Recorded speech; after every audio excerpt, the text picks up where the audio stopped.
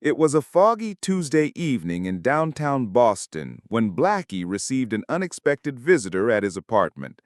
The rain had been falling steadily for hours, creating a perfect backdrop for the kind of mystery that seemed to follow him wherever he went. "Come in, the door's open." "Well, Miss Wesley, you look like you've seen better days. Here, let me take your coat. Sit down and tell me what's troubling you." The police have a way of jumping to conclusions. What exactly are they accusing you of? The Pemberton Gallery. I know it well. What painting are we talking about? Why would they suspect you specifically, Miss Wesley? Excuse me for a moment. Hello? Oh, hello, Inspector Faraday. What can I do for you this fine evening? Why would I know anything about Miss Wesley, Inspector? I'll keep that in mind, Inspector. Good evening. Mr. Blackie? My name is Mary Wesley. I I need your help desperately. Thank you. I'm not sure where else to turn. The police, well, they think I'm involved in something terrible, but I'm completely innocent. Art theft, Mr. Blackie. A very valuable painting disappeared from the Pemberton Gallery 3 days ago, and somehow they think I'm responsible. Evening Harbor by Thomas Whitmore. It's worth nearly $50,000. I worked as an assistant curator there. When they discovered it was missing, I was the first person they suspected. Because I was the last person to see it. I was doing inventory work late Monday night, and the painting was there when I left at 11 o'clock. By morning, it had vanished without a trace. Inspector Faraday is very thorough in his investigations, Miss Wesley, but I have a feeling there's more to this story than meets the eye. Tell me about your work at the gallery. That was about me, wasn't it? I've been there for 2 years. Mr. Pemberton hired me right out of art school. I love the work, or did anyway. I specialized in authentication and catalog maintenance. Authentication. That's interesting. Have there been any questions about the legitimacy of paintings in the gallery recently? Well, there was something odd about 6 months ago. A collector brought in a painting he claimed was a lost Whitmore piece. Mr. Pemberton was very excited about it, but I had my doubts. What kind of doubts? The brushwork seemed inconsistent with Whitmore's later period, and the canvas aging looked artificial somehow. But Mr. Pemberton insisted on purchasing it for the gallery's permanent collection. The same artist whose painting is now missing. Yes, exactly. Evening Harbor was painted just 2 years before Whitmore passed away. It's considered one of his finest works. Miss Wesley, I think we need to take a closer look at that gallery. Are you willing to help me get inside after hours? But that would be breaking and entering. Not if you still have your keys and we're investigating a crime. Sometimes the best way to clear your name is to find the real culprit yourself.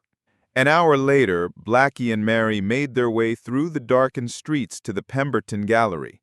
The rain had stopped, but the fog hung thick in the air, providing perfect cover for their nighttime investigation.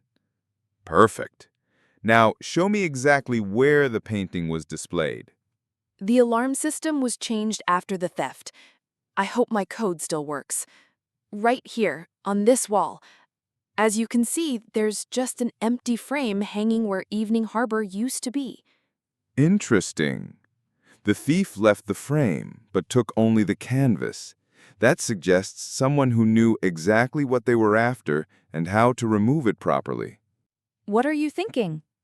I'm thinking this wasn't a random theft. Someone with knowledge of art handling techniques did this. Tell me, who else has access to the gallery after hours? Mr. Pemberton, of course. His assistant, Robert Chandler. The night security guard, Frank Morrison. And the cleaning crew comes in twice a week. What about that questionable painting you mentioned? Where is it displayed? Follow me. It's in the contemporary collection just around this corner. Here it is. Autumn Reflection by Thomas Whitmore. Mr. Pemberton paid $35,000 for it. You know, Miss Wesley, your instincts about this painting were correct. Look at the signature here. See how the W in Whitmore is formed?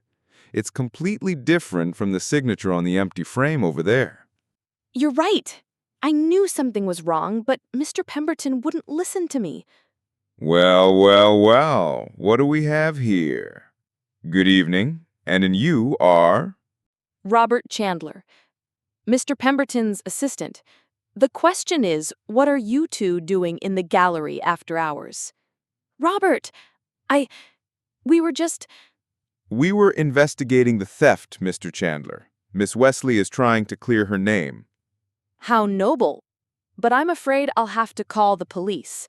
This looks very suspicious. Before you do that, Mr. Chandler, perhaps you could answer a few questions. Where were you Monday night when the painting disappeared? I was at home, naturally. I don't work evenings unless there's a special event. And yet here you are this evening, after hours, in a darkened gallery. Isn't that a bit unusual?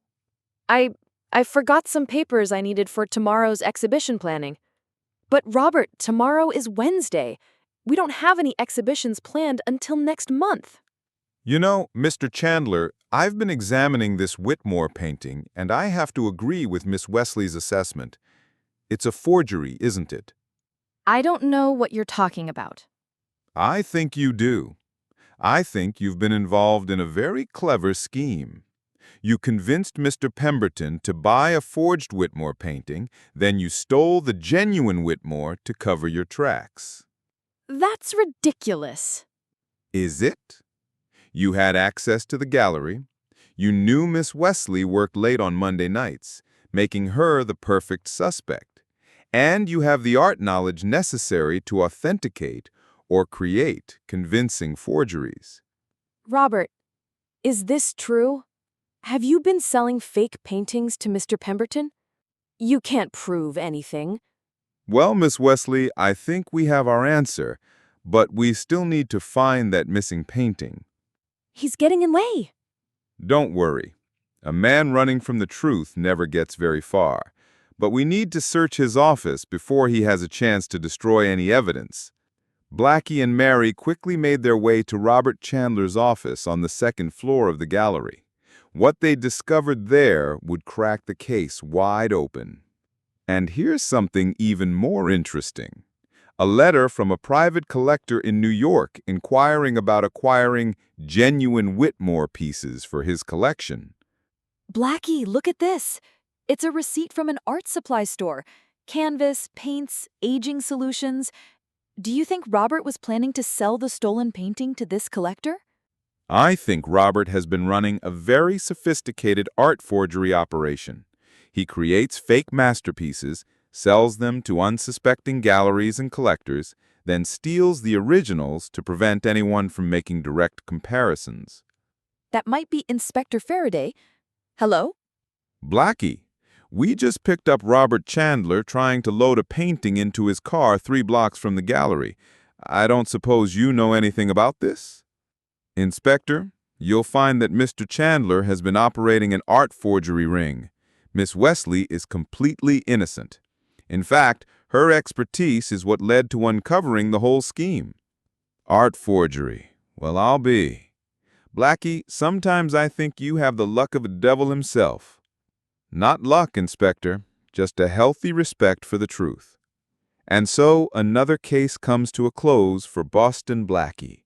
Enemy to those who make him an enemy, friend to those who have no friend.